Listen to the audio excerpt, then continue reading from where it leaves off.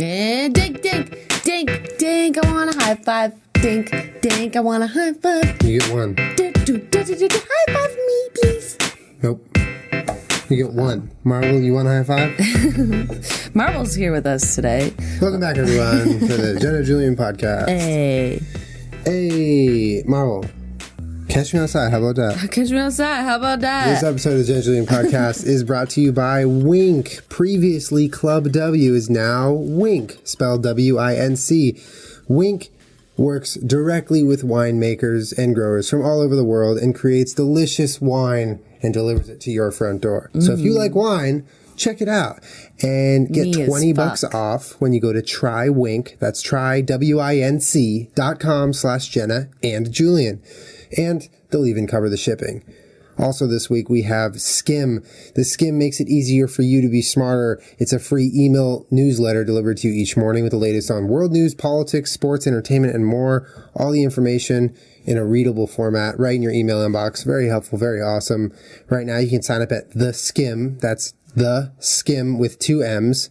SKIMM.com/Jenna Julien, and you'll be entered to win a $250 Visa gift card. Hey. Thank you, sponsors. Sponsors. All right. I'm excited to be back. Welcome back to the... I'm just kidding. Marvel's here with us. He's in his little sling. He loves that which thing. I got. I have like a little backpack for him. I've had multiple like marble carrying devices in the past. This one's probably my favorite though. It's his favorite too. He loves it. Look at him. He won't get out of it. Marvel's living his best life right now. Look at He's Chicken. terrified of the mic. Chicken, you gonna say hello? Oh, there he is. Make him make a noise into the mic. Oh my god. Oh my god. All you have to do is move the bag a little. He loves that bag so much that he won't even get out of it to catch me outside. How about that? Wow, bud. Anyway, we have some kind of... mix of things that we're going to talk about today. Because I've been reading and watching things with my eyes open because I'm woke. Normally you watch things with your eyes open. Generally. Some people don't. I mean, it's probably a whole nother experience. No, a couple of these I feel like I've found out in the last like week or so. Mm-hmm. And one of them I was sitting on, forgot about, and then recently remembered that it blew my mind, that I loved it. I'd say... Are you talking about the EMP or the Loch Ness thing? Loch Ness. Okay. I had seen and then forgot about. But the EMP thing is interesting. Let's start with that. Okay. It's one of the more plausible or like realistic Armageddon end of days sort of scenarios I've ever heard of, or like the end of civilization as we know it. So EMP stands for electromagnetic pulse, and basically what it is it's a device that can basically just like kill electronics remotely. So if it's near electronics and it's set off, it's detonated, it will completely not only turn off the electronics, but it will brick electronics. It will turn electronics completely useless when detonated, specifically in front of those. So a little like here's an example. So in some of the old Call of Duty games, and I think some of the newer Call of Duty games, it's like a power up, or it's one of those things when you get a kill streak, you can use an EMP, which basically turns. What? Really? Yeah, I was going to wait on the podcast to tell you this because you were talking about EMPs, and so basically it's like. In Call of Duty, you get kill streaks. So you get 5 kills, you get an airdrop, and 10 kills, whatever, you get a fucking airstrike.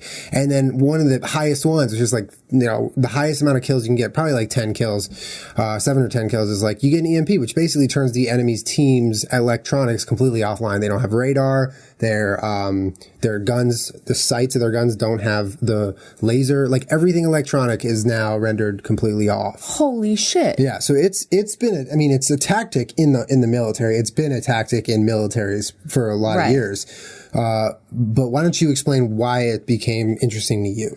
So it became interesting to me because I like watching all of the YouTube channels that describe like the end of the world. Yep. And I love every couple of years there will be a new conspiracy about like why this particular upcoming month, this particular year is going to be the end of the world. And here's some random Disney movie that proves it. You know what I mean? Mm-hmm.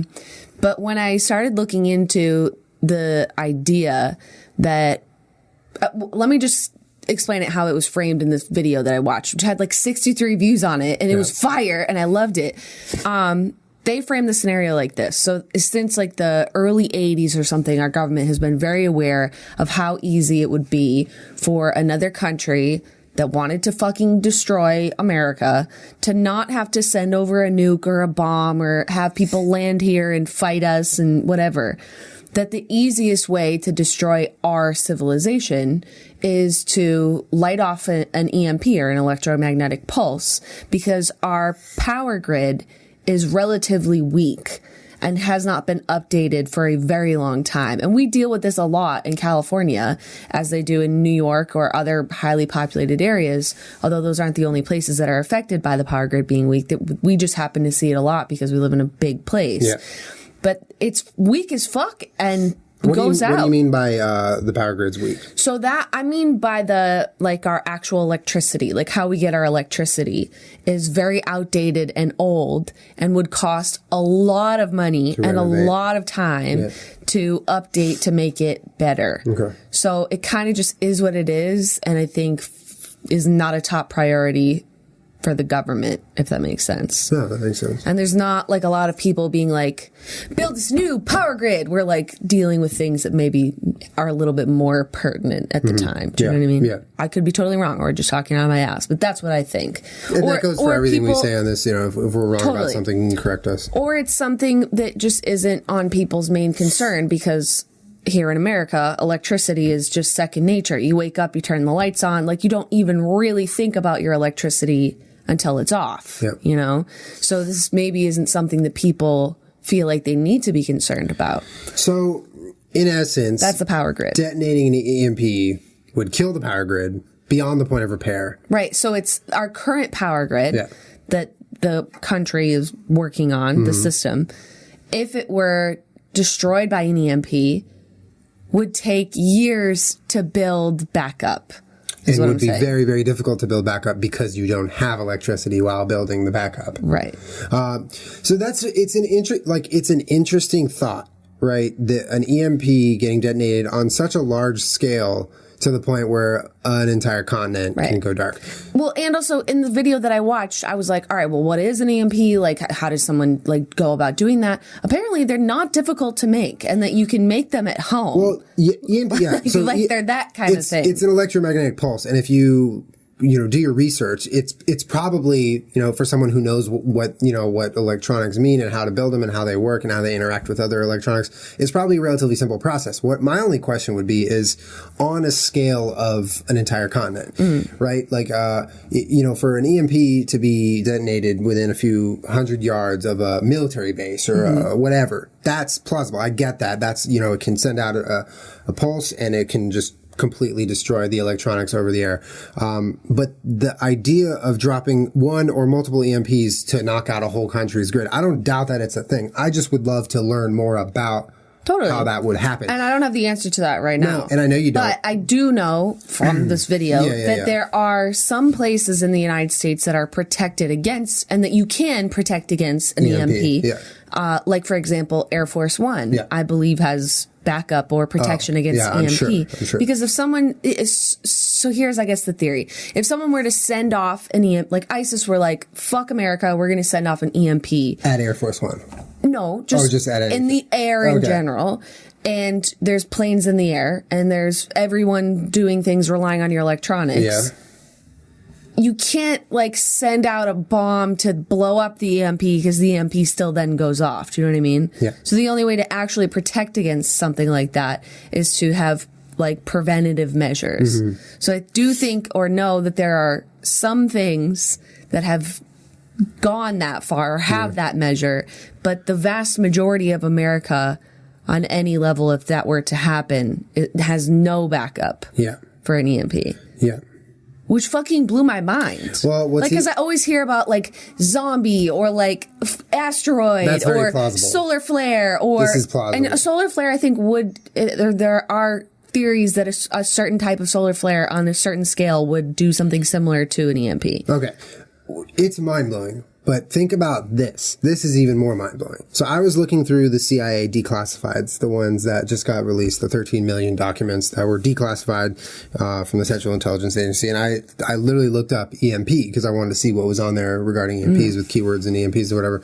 And I found this thing around the time of World War II basically describing this as a plan. Like, right. if a country were to want to wipe out the power grid in North America, not just the United States, like the North America power grid, like the entire continent, they were discussing it as if it was a plausible option during World War II. Right. Right. And now we're in 2017. If you can imagine the difference in technologies, like that to me was like, whoa. Right. So seriously.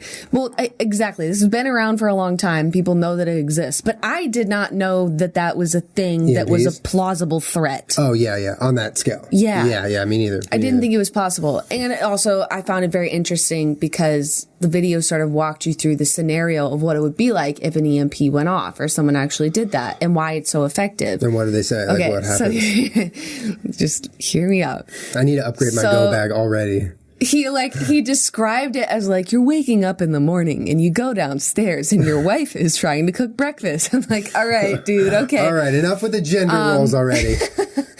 But so, everything starts off relatively normal. Yeah. And we both are into prepping and being prepared and having like a go bag and stuff. When you live in a place with earthquakes, sometimes you don't know, or maybe wherever you live, if you have tornadoes, you know what it's like when you have to prep if some sort of natural disaster may happen. Yeah. And so you prep for, you have like a week or a month that you know that you could be okay in certain scenarios, right? Yeah. So in this particular scenario, you're like, all right, you notice that your lights don't work. And then you realize that your cell phone doesn't work and your car doesn't work. And obviously your television, all of that. But then at some point, your running water doesn't work anymore. Your gas doesn't work anymore. Nothing in your home works.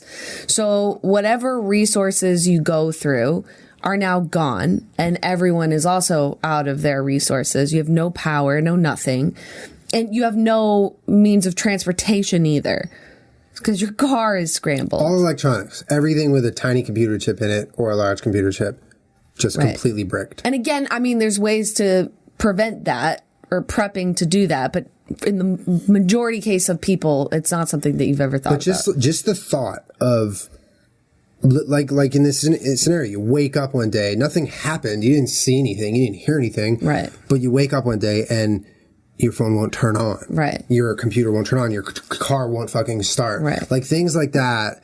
The fact that isn't like a apocalyptic fake scenario, like that's something that could happen. Right. So then they describe the scenario of like you go outside and there's like your neighbors out there and everyone's like talking about how nothing's working and, everyone goes back into their houses and you try to just go about your day because you can't do anything. You can't communicate with anyone outside of face to face or via letter, which I imagine is not running anymore because the Postal Service runs on cars and computers. and computers.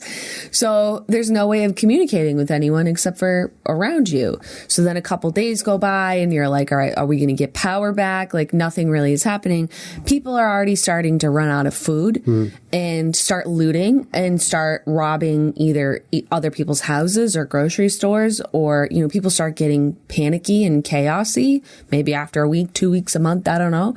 And then he described that the first people to die in that scenario would be people like in hospitals on life support, people that need regular medications like diabetes, if you take insulin shots, and those need to be refrigerated. Yeah. You can't take your insulin, those would be the first people that would die if they don't have the ability to keep that insulin cold. Yep.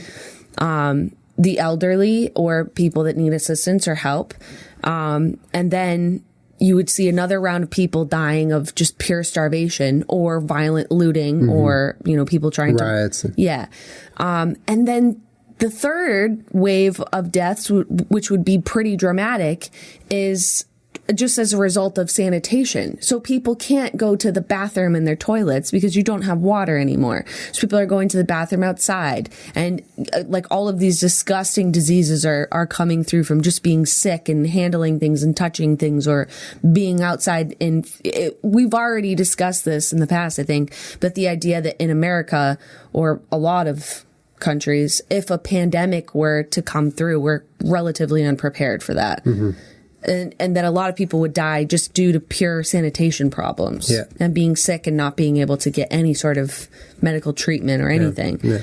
And that it was like a statistic that I don't know who came up with, but in this video was saying 9 out of 10 people couldn't survive an EMP scenario, doomsday scenario.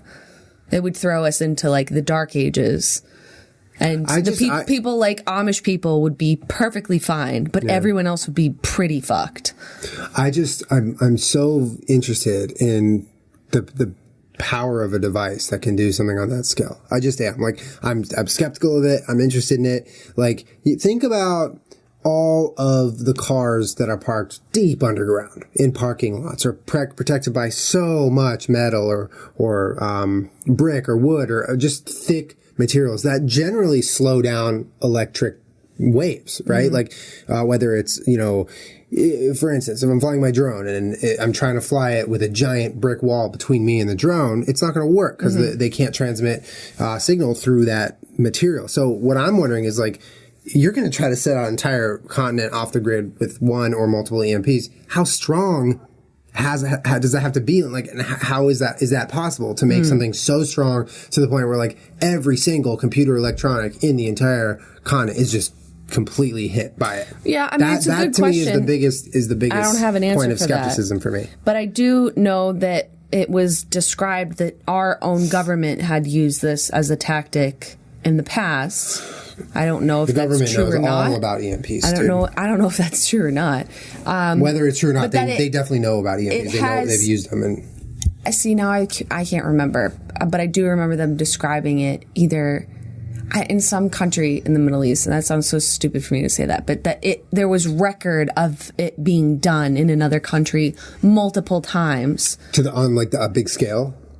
Like citywide. Citywide, okay. Yeah, I mean, but something on a big scale happening repeatedly while no one was talking about it, but it was happening. Like, that's terrifying. Yeah, it's fucking crazy. As a means of just, like, destroying an entire population without having to do anything. Well, yeah, like without having to do direct violence, like bombing or whatever. Right. Yeah, I mean, imagine a scenario where you send off an EMP and then you decide that you'd also like to bomb that place. Then it's just like double fucked. It's like you take away all their resources and everything they need to survive, and then you kill them. And then, that's fucking crazy, right? The EMP thought. I'm glad you found this and we're talking about it, because for me, I agree with you 100%. This is the most plausible scenario that I can find myself believing, and in turn terrifies the shit out of me. Right. Like, thinking about it is terrifying, because we are so unbelievably crutched and reliant on our technology.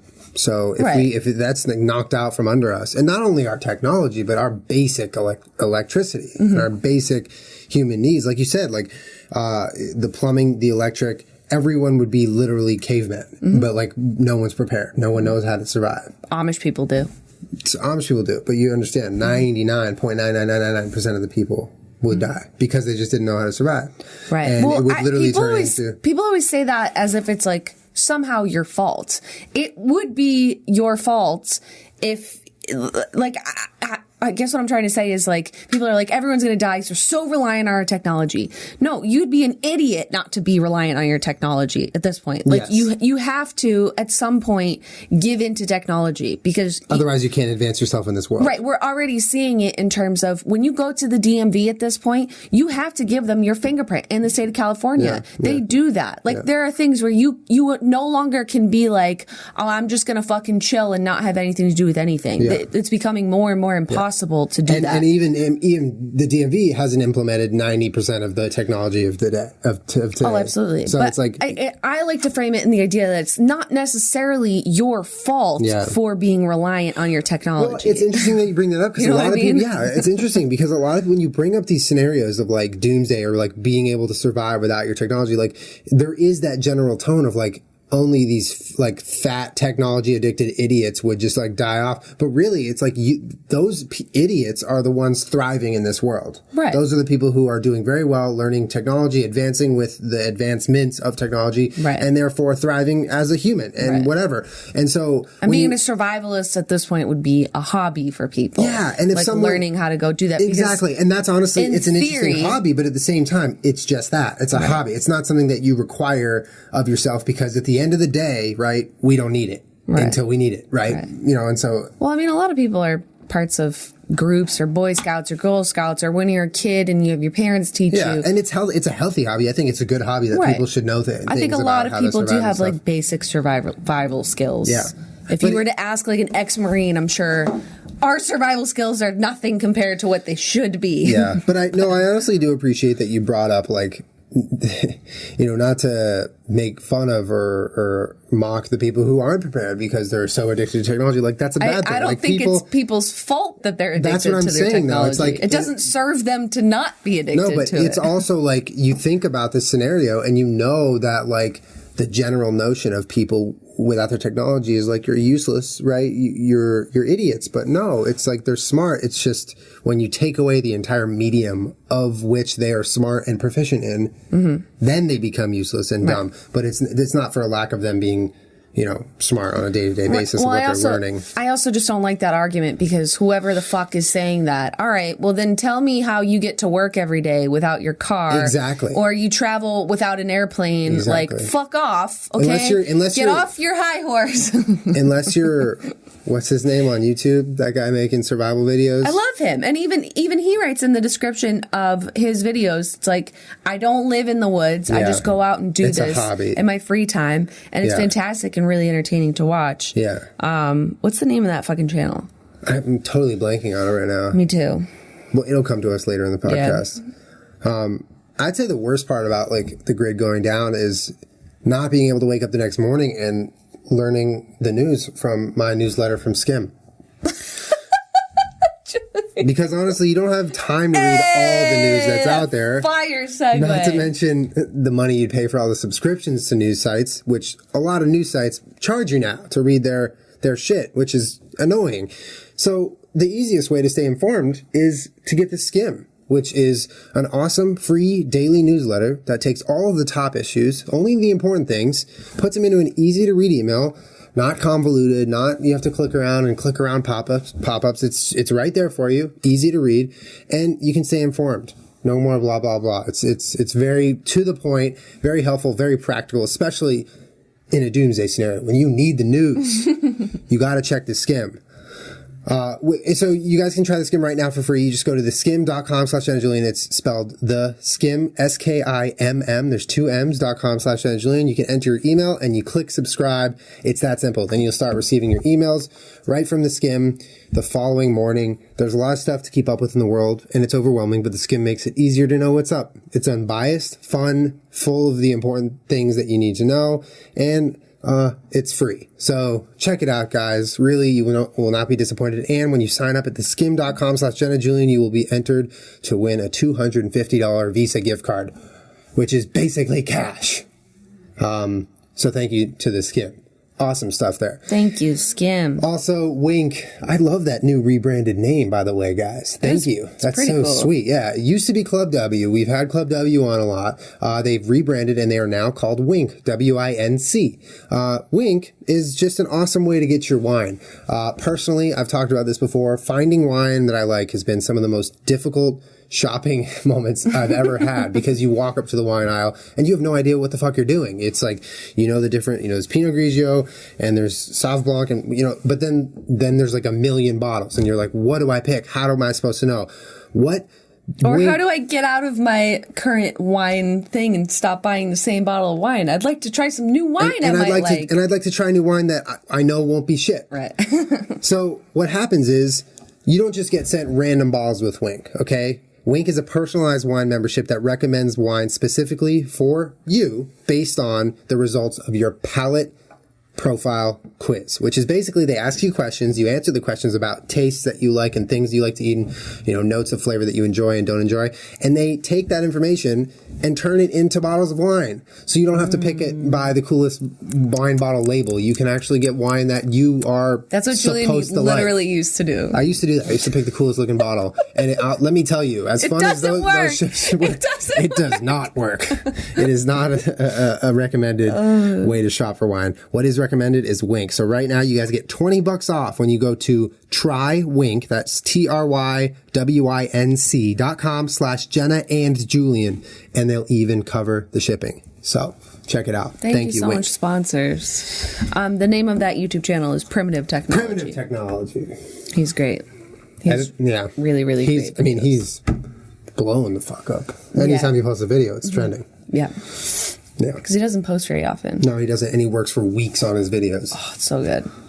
If you haven't checked it out, by the way, very cool channel. You should 10 out of 10 channel. He doesn't talk at all. He doesn't talk at all. In the description, it's literally of his channel. It's like, people always ask why I don't talk. It's because I learn better by just watching. So I figured I'd make my channel like that. You're like, damn, dude. He's also in New Zealand. New Zealand, yeah. There's very few channels on YouTube where I'll come across and I'll just really be like, wow, I never knew I needed this channel in my life, but I need it, and I'm so into it. And also, what's really cool is he's out there, okay? And so it's shot like from him putting the camera down and then he's doing it. Mm-hmm. And it's edited and shot in such a way where it's like very easy to grasp what is happening, but he also is really nice with the shots. Like it looks pretty beautiful, and a lot of times his hands are just so filthy and you're like, how is he moving the camera and refocusing and pressing buttons, and his hands are and he's building a hut out of mud. He does the most incredible survival shit all in the woods.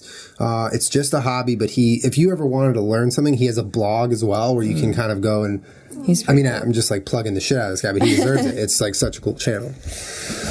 Anyways, well, first of all, as we move on, I want you guys to let us know if any of you have been deployed in the military or you have experience with EMPs in some capacity. I'd love to know more. Me too. And whatever I said about EMPs, you have to understand that I literally just found out about this the other day. Yeah. It blew my mind. I didn't realize that it was in Call of Duty. Yeah. Like, that's crazy. Like, when you think about predictive programming and stuff like that, the fact that you have little kids playing with EMPs is fucking mind-blowing to me. It was like, I remember, it was like, there were like the two of the highest kill streak rewards. One was EMP, and the other, I forget what it was, some big, Harrier strike or whatever. But yeah, it's like, because you know how like in the FPV shooters, like you have the dot on your sights, that goes away when the EMP drops because there's no electronics. So every little thing, it's wild. Fuck's fucking sake. Yeah. Anyways. Also, if I were to drop an EMP on you and you have an airstrike ready to call in, you can't call it in. Even if you earned it and you have the detonator, you're not allowed to call an airstrike because they can't communicate. That's bullshit. I want to play Call of Duty now. I don't. I do. I don't. I do. I don't. I do. What if we just said I do and I don't for like the rest 30 minutes of the podcast nonstop? That's terrible. It sounds like a terrible podcast. What if that's all we ever podcast and we call it the I do, I don't podcast? And I don't. I do. I don't. I do. I don't. I do. All right. We'll test drive that and see how it goes. Oh, I wanted to mention something. I totally forgot. What? Catch me outside. How about that? Julian! Sorry. All right. Loch Ness Monster? Yes. Okay. So I watched this a while ago. You were like, I forget where you were. You were out with like a friend or something.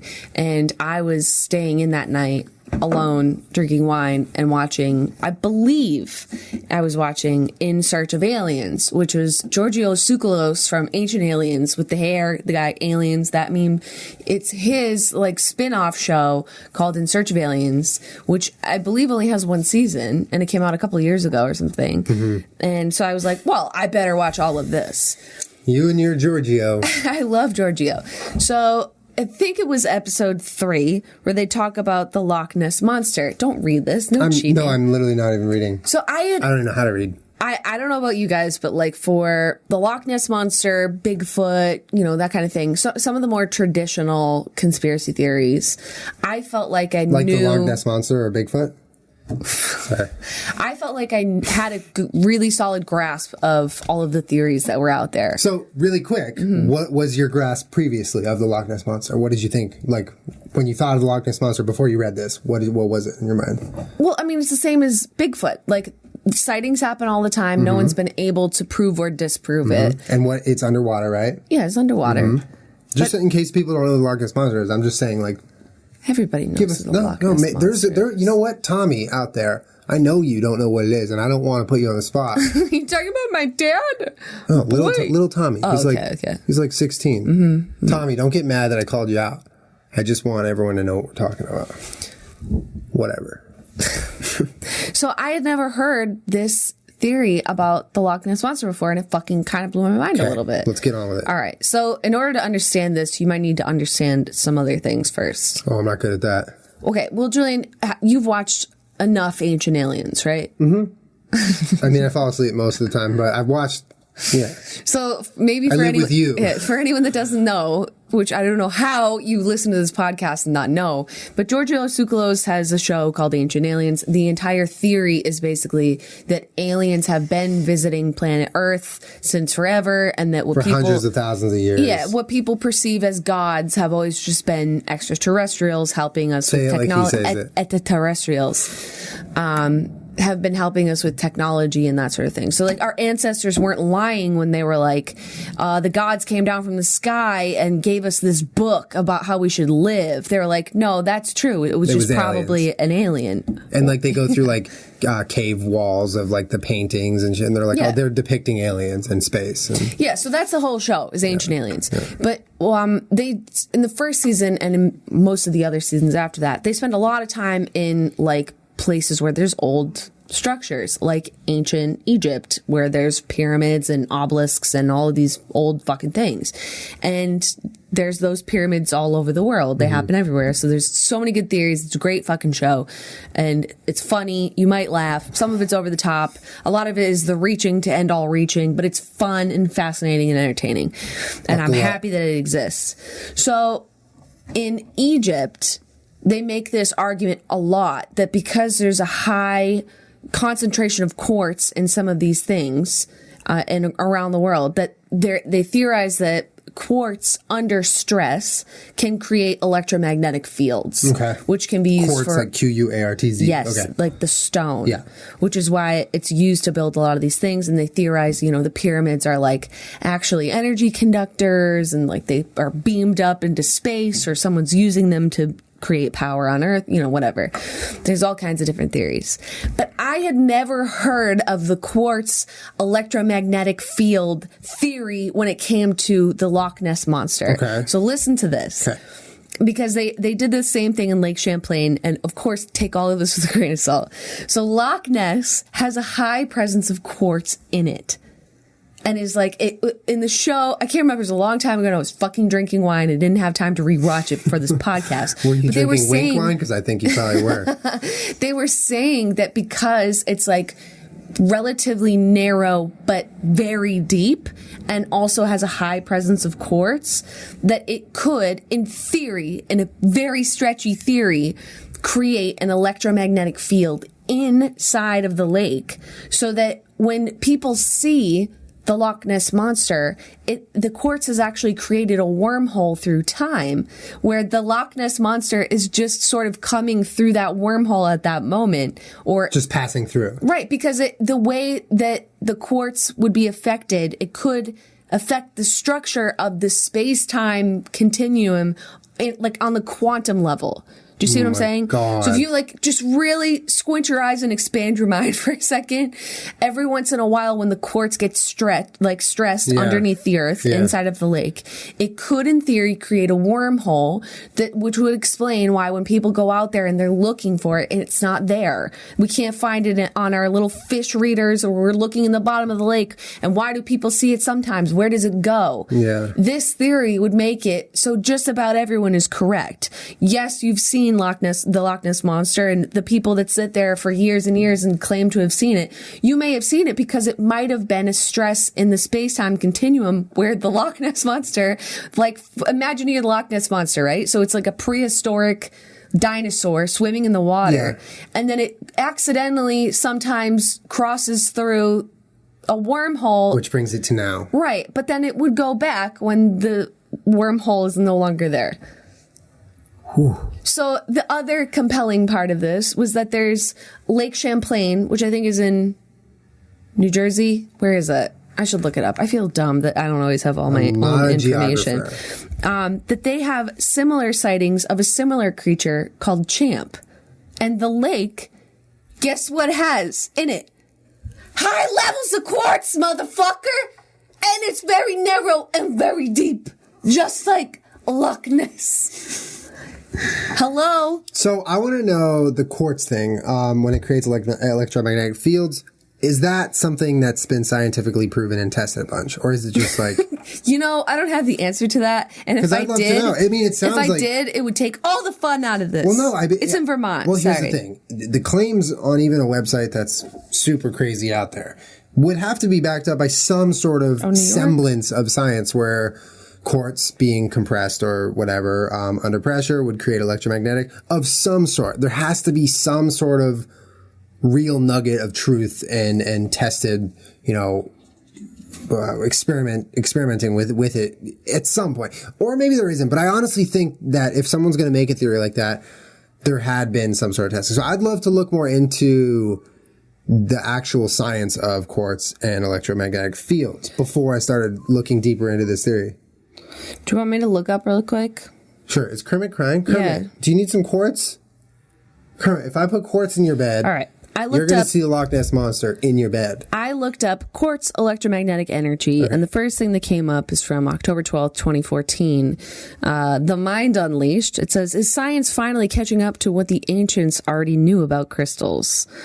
Despite the plethora of anecdotal evidence that exists on the healing powers of stones and crystals, the debate continues to rage in the scientific community over whether crystals actually have any real healing power.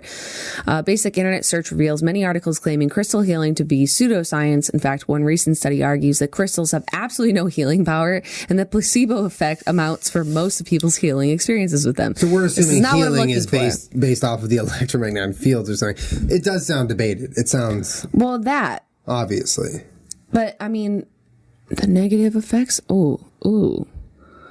We should have a podcast where we just Google shit on the podcast. And just like... That's pretty lit. Quartz page. Physical properties. Should I look in this? This looks shifty. This looks far more scientific than whatever I just read was. Light. Light can be described as an oscillating electromagnetic field that propagates through space as a wave. I don't need to know about what light does. I would like to know about quartz. All right, we can't do this right now. I'm not going to find anything. We need to come back and do part 2. We need to do some hardcore research on the quartz thing. But let's table the quartz. We can. But I think that's part of like the whole ancient alien thing is like we can only theorize what these giant like monoliths made out of quartz could be used for, because I don't think that we have completely understood or understand some of the properties of what might make this work. Do you know what I'm saying? Absolutely. Like when it's theorized that the pyramids of Egypt, they're shaped like Orion, they're like perfectly organized, like in a line with the sky. Are they really shaped like Orion? I didn't know that. Yes. I didn't know that. Yeah, that exactly like Orion. Knowledge? Yes. I had no idea. Oh, okay. Or like, some of the obelisks and things, like if you were to run an electric current through that, like what that would happen. Mm-hmm. Or there's like another place that's shaped exactly like a fucking computer chip. So yeah, so like maybe we don't know the answer to that. Maybe I'm wrong here, but as far as I'm concerned, it's only ever theorized that quartz has this property, and I don't know obviously, if we know. Like I said, there's probably a nugget of science and then all debated other stuff. Right, but I love that. That's great. That's fine. That's how you can bend your mind. More than happy to have a nugget of science and then a fucking wild and free imaginative conversation about what that could be. Otherwise, how are you going to bend your mind if it's just all scientific facts? You can't debate anything, so you can't even expand. That's like talking to my dad.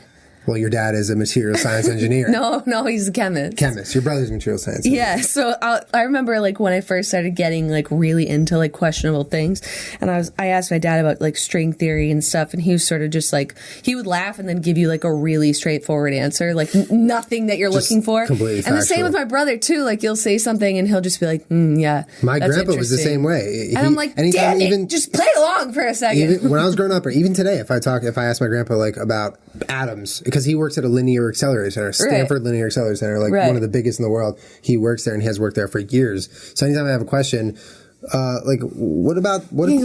What do you think about just, like, parallel universes? Quantum physics. And I'm like, yeah, but not that meme where she's like doing all the math in her head. Yeah, but it's not like in a fun way. It's like they have the answer already that already negates everything that you just were interested in. Yeah, it's like shutting down your creativity with their facts and knowledge. Like, get out of here. Get out of here with your fucking genius. You know fun. Yeah, that's crazy. Well, I think we should. Isn't that interesting though? I definitely, I like that. I like this. The Loch Ness theory, I like it a lot. And I would love to get back and do some research specifically on the quartz thing, see what's out there, and maybe we can come back and sort of do a part 2 follow-up on it. Because it's, to me, that's like super fucking interesting. Well, I was like, it's very rare in my low level of expertise of conspiracy theories that you find a solution that literally makes it so that everyone is right.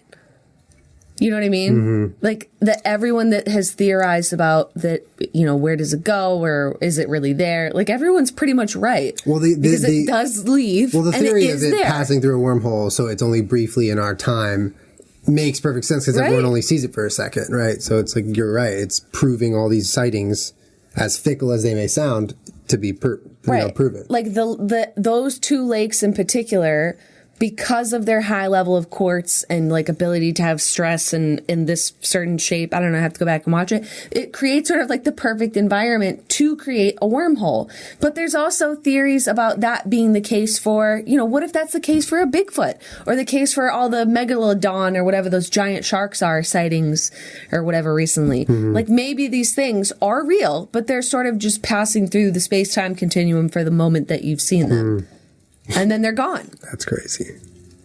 Isn't that amazing? Yeah.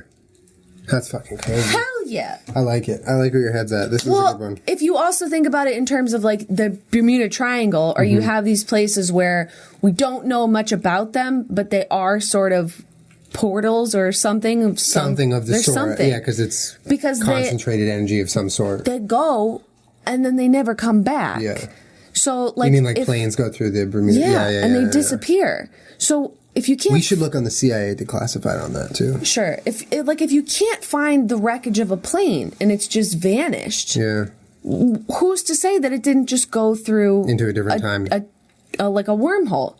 Like, can you, or like if, so say you're an ancient people on Earth and maybe some airplane comes down and crashes down through a wormhole because it went through the Bermuda Triangle, I'm pretty sure that I'd be like, holy shit, these are our gods. Meanwhile, in today's world on Ancient Aliens, we're watching a story about how millions of years ago they found an airplane part. And we're like, wait a minute. Right. That airplane that went missing yesterday. Maybe it just went through a wormhole.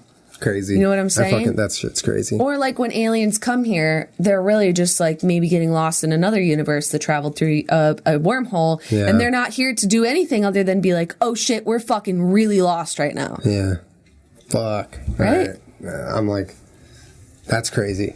Well, then maybe that would explain why there's all different types and kinds of UFO sightings, because maybe they're all from like really, really different places. Or crazy futuristic. Yeah, totally different. Times, and like somebody went through the wrong wormhole and they were like, oh, fuck, we're fucked right now. That thing I filmed in the sky, that might have been coming through a wormhole. No, that was a Trident II missile. That's what they said. It was a Trident II missile. Sounds like that's what they want you to believe. Sheep. I do believe it, and it was a Trident II missile. What do you call a sheep when you're just saying one sheep? I think the Ship.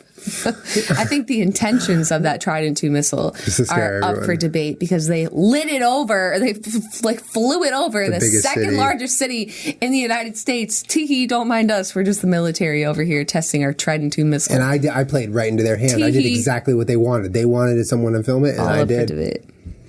I'm a government prop. Anyway. Okay. the last thing that I wanted to talk about, which was another thing that I learned about for the very first time ever, never heard of it, which blew my mind, was Zozo. So I don't like this. I've never heard anyone talk about it. If anyone has, it's probably Shane Dawson. And I don't fuck with Ouija boards. They really scare me. I used to when I was younger, and we used to play a game called Psychic Circle, which was really fun.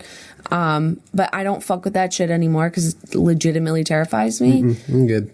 But there's a worldwide phenomenon called Zozo or Zaza or Mama, which is like people theorize is a dark or demonic entity that comes and like sabotages your Ouija board, basically. So one of the examples was someone was talking or heard from Zozo that he was like, how am I going to die? And the Zozo said, alone in a car wreck at night. And that person died alone in a car wreck at night. And the record of...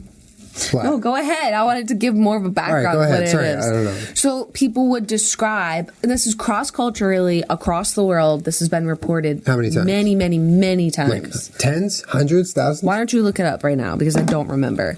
But is it raining? Is that what that is? Yeah. Okay. So people will be playing their Ouija board and thinking that they're talking to a spirit or, a little boy. And the thing with demons or evil entities is that... Don't Google Zozo demon. Ooh. There's a weird picture that comes up and I don't like it. That's gross. I don't like it. Is that demons and evil spirits don't play by any rules. Like, if they want to trick you and lie to you, they will. Because they're demons. Right. So there's a lot of exampals of people saying, like... Oh, I hate this shit. Well, listen. I'm listening. I just don't like it. That people would be like, I thought we had sat down as a group of friends to talk to, a dead family member or loved one. Okay. And they would ask it questions to make sure that it really is them, like something that only, your past grandmother would know. Yeah. So, we're sitting here, we're being like, all right, what color was grandma's favorite flower or something like that? And they would tell you, and we're like, oh, amazing. All right, we're talking to my grandma right now. And then people would report it just all of a sudden making figure eights or circles many times in a row, and then telling you that it's Zozo, Z-O-Z-O, or Z-A-Z-A, or M-A-M-A, over and over and over again. So there's also a conspiracy theory. Well, hold on, let me finish. So when people would be like, who is Oz? Who is Zozo? Who is Zaza? Who is this? They would reveal to you that they were pretending to be your dead grandmother. Yeah. And the reason they knew those answers was because they were reading your mind. Yeah. Isn't that fucked? Yeah, I don't like that. And then, of course, there's all the people being like, it took over me for a minute and it felt hot and I had really bad luck. But, like, why is there a cross-cultural phenomenon of the same spirit or entity like just sort of invading people's Ouija boards? What do you mean, why? If you believe in demon spirits, then that's why. It's a demon spirit. But it's still crazy. So there's another conspiracy theory that it's sort of an Ouija trick. So you're never supposed to go backwards on the alphabet or the numbers because that could open a portal and let someone in. So the physical spelling of the word Zozo like forces you to go back and forth and backwards over and over again on the board, which opens like a demonic portal. God damn, I'm like genuinely freaked out right now. Isn't it fucked up? Don't like this. But yeah, so people, please don't ever try to contact Zozo or Zaza. Do whatever you want to do, but don't tell it that just we told you to. Fucked up. In fact, if you could put in a good word with Zozo for me, I'd love it. Oh my God. You might want to like actually watch some of those like videos or read some about it because it's a real thing that it like fucks people up. Yeah. It's not cool. I don't know if you believe in that or don't believe in that, but I wholeheartedly believe in that shit. Okay. What? I'm good. What, Julian? No, I'm good. You're good what? I'm good. Like, I have nothing to participate. I'm like, it's like, I believe in it, but I feel like the more I talk about it, the more I'm going to psych myself out and have shit happen to me. Okay, is that Julian. fair? Okay, Julian, we'll stop talking about it. But if you're interested in it, there's a lot of stuff. I'm like freaked out about that shit. Like, I don't know. Yeah, because I never want to sit here and be like, it's stupid. Why would you believe? Because then I feel like that is going to just bring it, or I don't know. Mm-hmm. I just, the more words I say, the more I psych myself out. But if you have any personal experiences with that phenomenon, please tell us in the comments. But also it said like some of the warning signs were it going to the four corners of the board or creating figure eights or circles over and over again. But it's just crazy to me that any sort of entity could trick you into moving the thing on the board so that it could for sure. gain access. But aren't like demon spirits and demons like masters of deception? They lying. fuck with you. Yeah. So it's like, it's terrifying, but that makes perfect sense when you think about it. Yeah. So fucked. Did you hear that noise? Is that Zozo? No, it's Kermit at the door. But I mean, yeah, he's kind of Zozo-y. But yeah, if you're interested in it, you can look up stuff on it. I wouldn't recommend doing it. I have yet to read anything positive about that experience. So please don't. You're gonna have a bad time. I'm gonna stick with the quartz for now. I'm good with the quartz. Maybe after a couple bottles of Wink wine, I'll think about it. But yeah, so those were the interesting things. I came across this week. Strange things. Not stranger. Just strange. Oh, remember you like that song? All right, guys. Thank you so much for joining us for another podcast. Even though I got scared at the end. And leave us some good comments about your information. I'm actually not okay. I know there's a lot of you, every one of you guys I know is smart, but in different ways. So if you guys have any knowledge of the EMPs or anything that we talked about, feel free to let us know in the comments. Quartz, electromagnetic fields. Yes, all that stuff. We would love to know more. We're also probably, like I said, going to follow up at some point and do a part 2 about that. But thank you guys for listening to us talk. That's all I ever want to do. That's all you ever want to do. You guys have a great week. Bye. See you next week.